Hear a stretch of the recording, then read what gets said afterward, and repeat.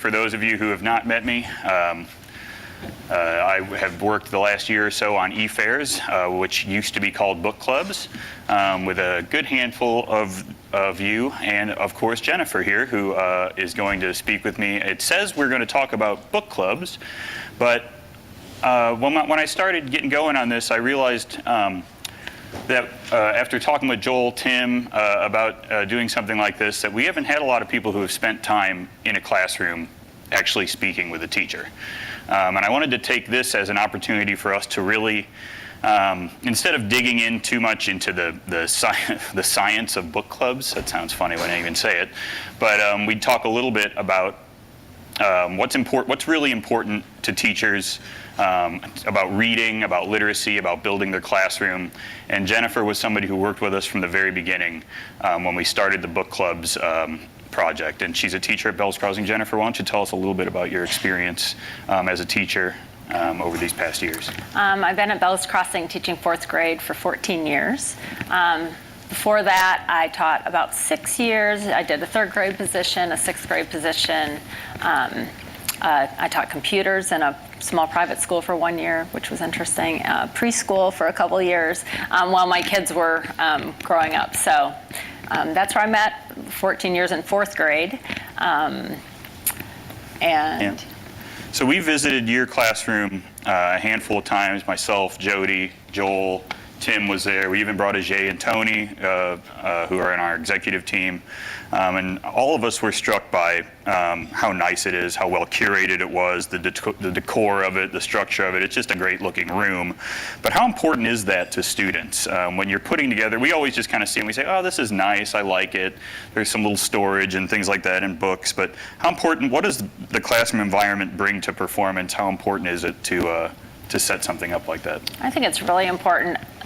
I'm spending a lot of my day there, and the students are spending a lot of their days. And when they walk in that first day to meet me with their parents, if the room looks inviting, like I have a giant beach umbrella and I have beach chairs, some big carpets, some cushions and small carpets and things, so a low table, places they can be so that they're not stuck in a desk all day. I don't know when the last time you were in a classroom, but you're not seeing desks in rows anymore. You're seeing some desks in groups, but you're seeing a lot of what the saying flexible seating, just to give kids that option, and kids who need to move around, giving them that option just so it feels like a comfortable place. I'm already going off track. How many, so I know many of us have children. I do not have children.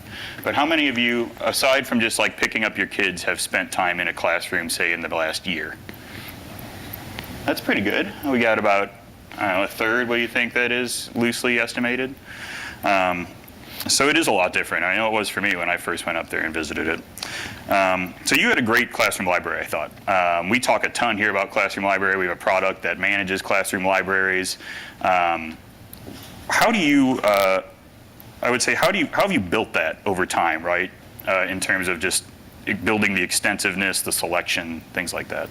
Well, it started 14 years ago when I walked back into the classroom after having some time off, and I dragged all my kids' books, my own personal children's books in, basically, that they were done with. And then luckily we have an awesome PTA that will give us a few $100 mini grants, kind of. So whenever there was a mini grant, I would be ordering books of things that I thought would either vary the genres more, or I like to buy books that support science and social studies or math. And then just hearing things that they're talking about, if they're excited about a book, getting that in the library. If a book is taking off, finding another book like it so that they can just keep kind of building on that and keep the reading exciting. Yeah, you're actually curating it to a degree, right? I mean, I think there's occasionally the assumption that these books are just sort of ending up here. I find them at a, not that this is a bad way to acquire books, but I find them at a yard sale. I find them in a, I don't know, flea market. I live by a flea market. I don't know if anyone else has ever done that, but so you actually are curating this to some sort of end goal. Yes, and I'm picking books sometimes from yard sales and flea markets, but they're well-chosen books. Like, I'm not just taking any book from that, yeah. So you've mentioned to us, and I don't know if we've ever seen it. Joel might have gone in there at some point, because I know you've been in the school a little more than I have, but You have a shared book room. I know, were there 4 fourth grade classes at 7 Bell's? fourth grade 7? classrooms. I've been saying 4, and I'm blown away by that. I went to a K-8 private school, very small. But so you have 7 fourth grade classrooms. You have a shared book room. So you have your own classroom library that I'd say, what would you say was in that? I'm not just Probably guessing. 300 or 400 300 or books. 400 books. And you have a shared book room. What do you think? What's the count in the shared book room? 1,000 plus at least, I'd say. Wow, And they're yeah. separated in sets of 6 or 7. And the purpose is for guided reading. So we do, you do a normal reading lesson with all your kids, and then you'll pull small groups based on their level, and you'll have novels or picture books from this reading room that you can teach and do book clubs, literature clubs, things like that. So how have you acquired stuff for that? I mean, 1,000 books between 7 of you. Is that coming from the individual teachers? Is it coming from the school? Our principal has been really nice when he finds some extra money. If we say we're looking for some books, sometimes there'll be some extra money that needs to get spent, and it's like with the budgets, it needs to be spent like in a day and a half kind of thing. And we have done that before. Our PTA has been really generous as well. Yeah, if we had any, I don't know if we have any Follett salespeople, but I think they would understand the day. I have to spend all this money in a day and a half. Yeah. Like, please call me. I am ready to listen to you. Yeah. So 300, 400 books in your classroom. You said about 1,000-ish, you would say, between, I mean, you have the classroom sets and all that other stuff in the book room. What makes this important to your class? Why is this worthwhile, right? I mean, obviously it's great to have a lot of books. I think in this room we generally just say, like, yes, lots of books, that's good. But what does it bring to your classroom from a value standpoint or from an outcome There's standpoint? 2 things, actually. Obviously, the reading achievement is really important. And so when you have children who come in who say they don't like reading, number 1, then they're my personal challenge. And so I'm finding things for them to read, and I'm really trying to change their mind, and in most cases have been successful. But there's also this piece of classroom culture, and really books can bring kids together. Books can, if you have, there's been years where I've had kind of bullying issues, and by reading some books, it's generated some really rich discussions that weren't threatening, and it's helped solve some classroom problems or personal problems. Sometimes you have I'm in a middle class school. Most of the kids look like everybody else. So trying to bring diversity sometimes into the classroom, or when you have diversity that happens, helping those kids to see themselves within a book, all that's important. Yeah. I'd say as important as reading achievement. So when students are, see, again, 1,000-something book, 1,500 books, we'll say, how are students engaging with all that? I mean, they're not obviously engaging with all that content, right? But how do students access it? What do you plan to use around that, or do you plan anything around? You're saying the book room or my classroom? I would say, let's say your classroom library, or I mean, maybe give us, if you have good examples of either, I'd love to hear them. Okay. Well, in the classroom library, I pretty much let the kids self-select. And I carve out time for them to read every day things that they want to read, because really, no matter what I do as a reading teacher, getting them just to read every day for as much time as possible is going to improve achievement as much as anything I could do. So letting them choose books, but then also I know most of those titles, I've read most of those titles, or at least talked to other kids about those titles. And so if you have a child who's not that interested in reading or having trouble picking a book, picking a couple selections for them to choose from, rather than sending them down to the school library where you don't know what they're going to do when they get down there. They might not find something that, they might not be choosing wisely something that they can physically read, or they might be choosing something too easy or that sort of thing. Or they're messing around with the computers, right? Yeah, there's that here too. at a software development conference. There's that. Not good. And then our book room, really it's finding books for small groups. They are really highly engaged. Here's an example. Yesterday afternoon, I got a call that my husband was going to the emergency room. He's okay. But literally, as I'm trying to and I've called my principal, I'm like, hey, can I leave? And he's like, yes, we're gonna find somebody for you. So I'm scrambling, getting everything ready so I can leave the room. I have kids coming up, but our book group's supposed to meet today. And I know you're out tomorrow here. And they're like, I'm like, I can't talk to you about this right now. But that was like the most important thing. A few kids were like, well, I hope your husband's okay. But most of them were like, but our book group won't get to meet. So I said, tomorrow you can meet without me. And they were like, okay. So it's really important to them. They really enjoy it. In book groups, you can a lot of times hear misconceptions. It's the only way to kind of see inside their brain sometimes. And you're like, oh, this child doesn't understand dialogue, for instance. You know, somebody in the group starts talking and somebody says, but I thought this character said that. And you're like, well, let's go back to that page. And then you realize that because that part of the dialogue doesn't have dialogue tags, you don't know who the speaker is. And this child didn't understand that every other line that was indented was somebody else speaking. So I was able to clarify that for him. He was like, oh, well, now it totally makes sense. He thought the wrong people were talking the whole time. So of course he was highly confused.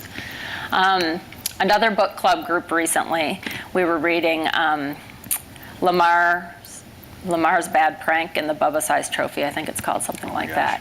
And it is a long title. It's a great book. Yeah. But the only thing that isn't terrific about it is there's kissing in it. And in fourth grade, kissing is pretty much gross. And you really don't want to, I'm always discouraging any kind of dating or boy-girl things. But it's a really great book, and it has a lot of other good qualities. So I had this upper-level group reading it. And they got together, and we kind of finished our book discussion. And I said, now, what in this reading section really made you laugh? And there was a section where there's a boy, and he's going to visit his girlfriend, and on her front porch is the senile grandmother that they've already introduced in the story. You know she has dementia. But what they haven't told you, and what you find out after he answers the door, is the grandmother offers him a handful of peanuts out of her bowl, and he takes them and he's eating them. He rings the doorbell. The girl answers, and he's eating the peanuts, and she's like, oh, did you see Grandma? Yes, I'm eating the peanuts. And she said, and she got white-faced and said, well, we can't stop her we give her chocolate-covered peanuts, but we can't stop her from sucking the chocolate off the peanuts and spitting them back in the bowl. And the boy goes and throws up. Okay, so that was funny, and we're talking about that. And so then I'm like ready to send them back to their seats, and one of the kids goes, oh, wait, but there was something way grosser than that. And I'm like, what? And they're like, are we going to talk about the kissing? Oh, no. And then they had a big discussion of which was really grosser. And then one of them said, when we're a little older, I think we'll think the peanuts are grosser, but right now I think the kissing is grosser. So it was really just a fun way to connect with kids, and then that can kind of become a joke, like if you bring chocolate-covered peanuts for, lunch, it's like, so... things like that, where you can lighten up the classroom. It is all about the standards, and there's this heaviness in education right now that everything needs to be based on the standards. But I think teachers are trying to keep education fun and engaging, and you can't just do that through the standards. So, That's awesome. So I know this doesn't necessarily have any direct output to maybe me creating a piece of software, but I wanted to ask, and not to give away too much about how the sausage is made here with this discussion, but we just outlined a handful of questions, and you had been kind of putting some notes down here, and I had some questions. I was a little unsure if I thought specifically fit this group, but I thought there's a lot of value in just sort of the empathy of it all, to really start to understand the classroom a little bit more, whether it results in a line of code being written or not. I think there's something important for a company that's about education to learn about what it's like to be an educator. I'm not a teacher. Has anyone here ever been a teacher in their past life? Or I know we have a couple. Certainly Jason was, of course, an educator and of some esteem for sure. And what I'm not going to find out, I don't think, and maybe I will someday through something else, is what it's like to have a moment with a student where you say, it happened, right? It clicked. They had that special moment where everything came together, for whether it happens for 5 minutes or it happens for the next 50 years of their life. What's that like? Well, it's really why we do what we do. We don't do it for the money. We don't do it for summer vacations, even though you sometimes hear that. So a couple instances I can think of, one that's academic and one that is that bigger experience I've told you about is just a simple thing. I can remember a child, he was fake reading. You could tell he was fake reading. He was picking up a different chapter book every 3 days. I knew he wasn't reading a chapter book in 3 days. And I was kind of at a loss what to do. You know, I would ask him, well, aren't you going to finish that book? You know, those kinds of questions, but it wasn't really getting through to him. So I just pulled him back. Of all these books he had started, we grabbed one of them. I said, you know, what's the most interesting? And we just shared a chapter together. He read a page, I read a page. We kind of talked about it as it was happening. I was kind of doing it as a diagnostic tool to see, okay, can he read? Is he understanding? Like maybe that's the problem. And he was understanding. So we read that one chapter together. It took 10 minutes. He went back to his desk and he would like come into the classroom. Well, he went back to his desk and read. And then he would come into the classroom the next day and he's like walking in the classroom with this book. Like totally, it just took that much. He goes, this is a really good book. It's like somehow that just clicked for him, like the attention it would take or the thinking you need to do while you're reading, not just moving your eyes on the page. So that was an academic thing. I have another boy who I told you our school pretty much middle class, everybody kind of looks the same. He stuck out like a sore thumb. He came in, he was rough. As he would say, this school is all unicorns and rainbows. And he had been in a inner city, tough situation. I'm pretty sure home life is not what most of these kids are getting. He's not going to soccer practice and those kinds of things.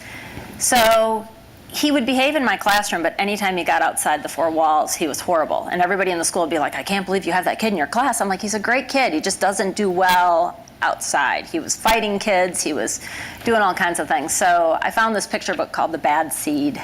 And it's about this seed that is on a sunflower and gets eaten at a baseball game and gets spit out like the guy doesn't swallow it. He like coughs or something, and the seed goes flying. And the seed says, "I'm a bad seed." And then he decides to change his ways. And it talks about how it takes the other seeds a long time to figure out that he's changing his ways, but that he can change his ways. And that kid came back to me. He's a fifth grader now, and he came back to me about halfway through the year, and he said, "Remember that book you read to me?" I'm like, "Yeah." And he said, "I am turning into the good seed." So, I mean, that's priceless. So. That's amazing. So Jody and Nicole are both going to come slap me in the face, but I want to ask two more questions real quick. So our company, Scholastic, lots of other big companies are extremely good about reciting statistics for the value of reading practice, and they're good statistics, right? I think it's important that we know what it brings from an outcome standpoint.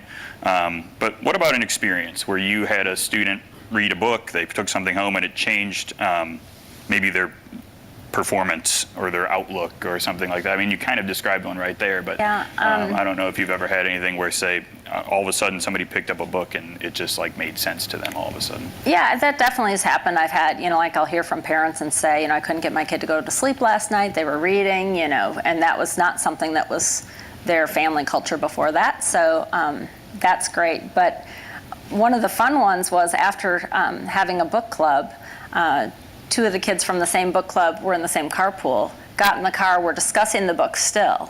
What was the author's choice of words in this part and what happened, what's going to happen next, and they're having this big literary discussion that the mom's hearing.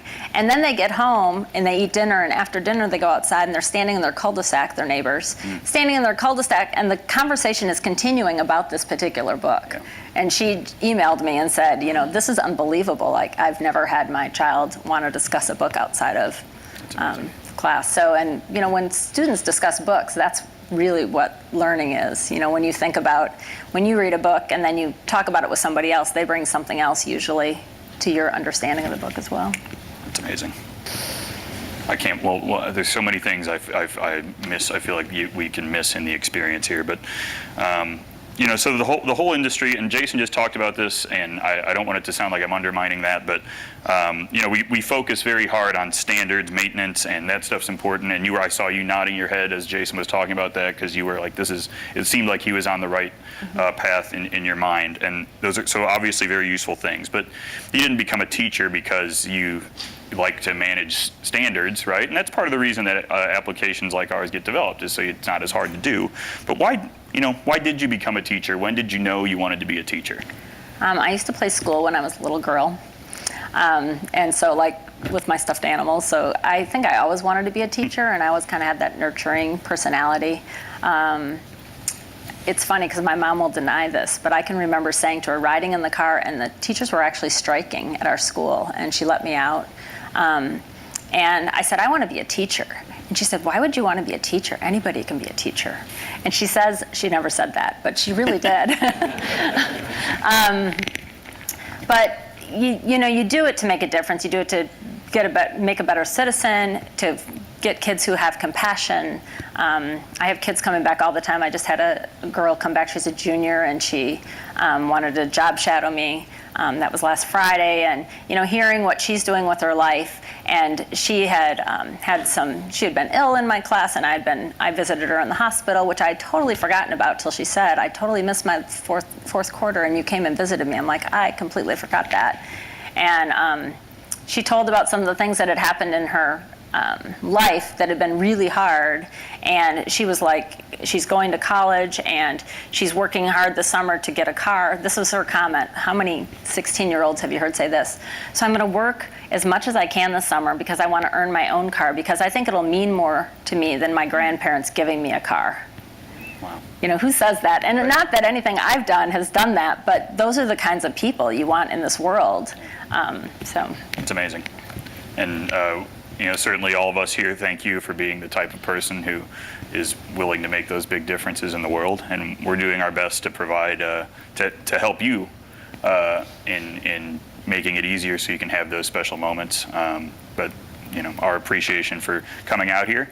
Nicole she's out there probably mad at me for taking up some of her time, but thank you again. I really appreciate it.